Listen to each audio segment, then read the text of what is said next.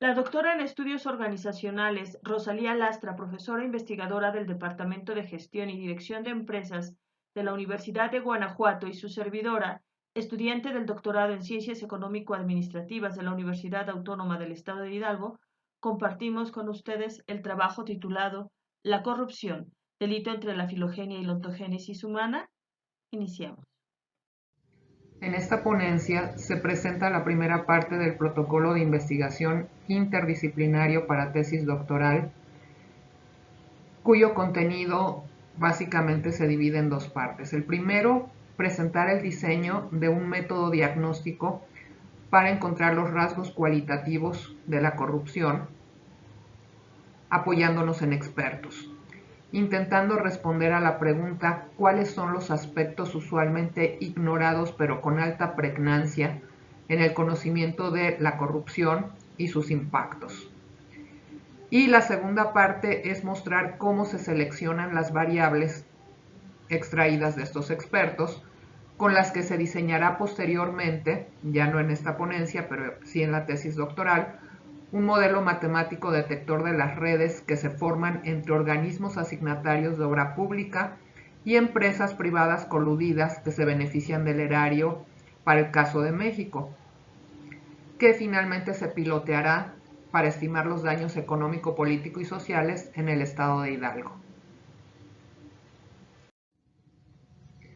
Empecemos reconociendo que quizás la corrupción es uno de los fenómenos sociales que ocasiona mayores daños a la evolución humana.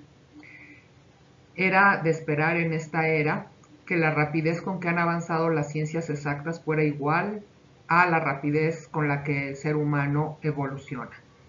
Sin embargo, a veces parece lo contrario, que involuciona, sobre todo en su condensamiento ético.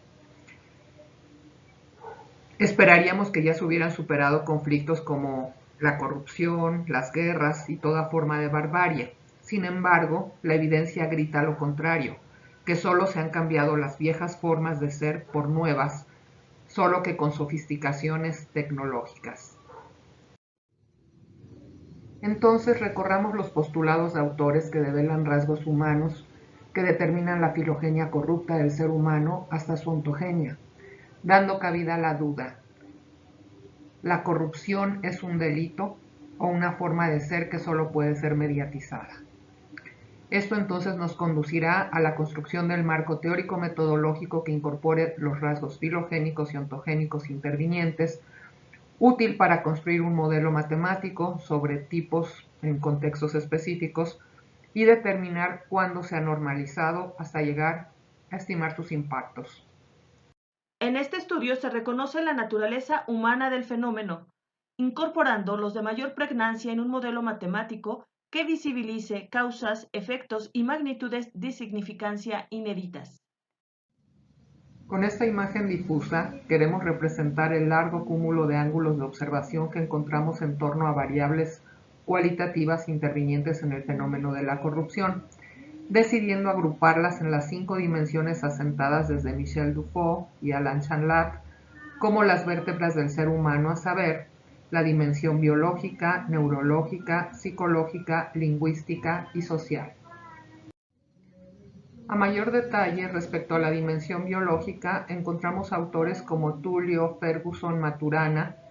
entre los principales, que abordan como variables influyentes en el ser corrupto las segregaciones hormonales como oxitocina, testosterona, pasando por factores hereditarios hasta llegar a los instintivos.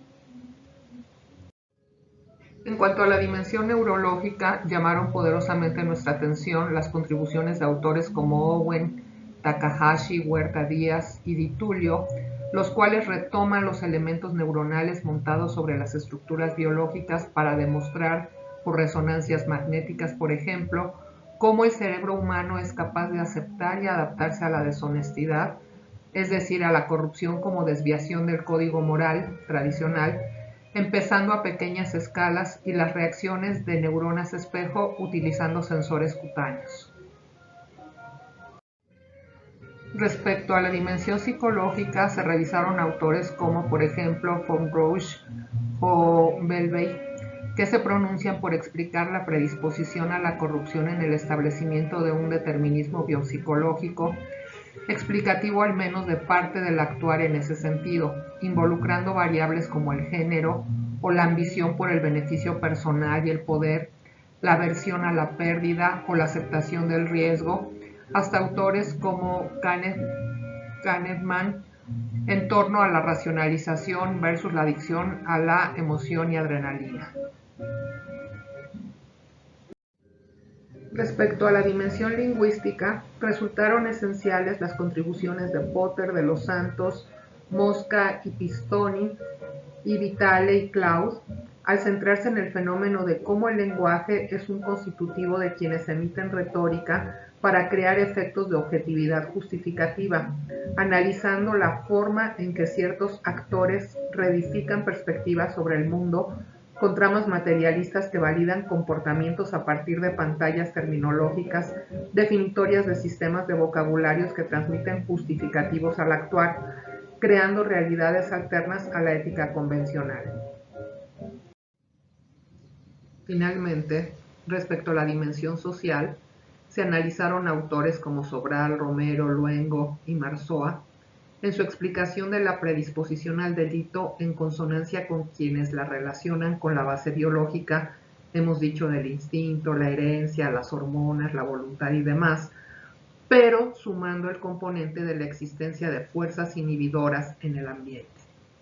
Estas que son las que inciden en la evolución física y psíquica individual manifiestas desde la gestación, es decir, el ambiente embrionario, y que en conjunto hacen efectos en redes familiares, como que, por ejemplo, el predispuesto al delito parezca normal en condiciones contextuales positivas, donde otros son honestos sin tensiones. Ciertamente, hasta este punto podemos observar que se necesitaría un modelo extraordinariamente complejo para lograr incorporar la medición e implicación de cada una de las variables que hemos rastreado. Por ello, este es el momento de tomar la decisión sobre por dónde empezar a jalar la hebra. Entonces, el ensayo modelístico ha de empezar interponiendo como toral la variable ignorancia, como se introduce a continuación. Un rasgo sobresaliente y poco considerado es el de la ignorancia. Los primeros 3 pasos que se proponen para el proceso metodológico es colecta de datos sobre índices de corrupción por estados, colecta de datos sobre grados de estudio de los servidores públicos, diseño de panel de datos por un método econométrico, para continuar con la aplicación de la I de Moran, terminar el procesamiento analítico y finalmente el diseño del modelo de redes que podría denominarse ignorancia corruptiva. Aunque la intención no es producir soluciones, cabe aclarar que los resultados de las redes a generar habrán de orientar o fortalecer hipótesis como, por ejemplo, la de la importancia crucial de luchar por erradicar la ignorancia, poner la complejidad teórica al servicio de acercar la política pública del mero discurso a la reflexión preventiva y posibilidad de mejoras en su ejecución, identificando los orígenes, alcances e implicaciones y posibles correctivos o conformidad con paliativos, si es que la cruzada pudiera resultar un molino de viento quijotesco. Agradecemos a todos ustedes su amable atención.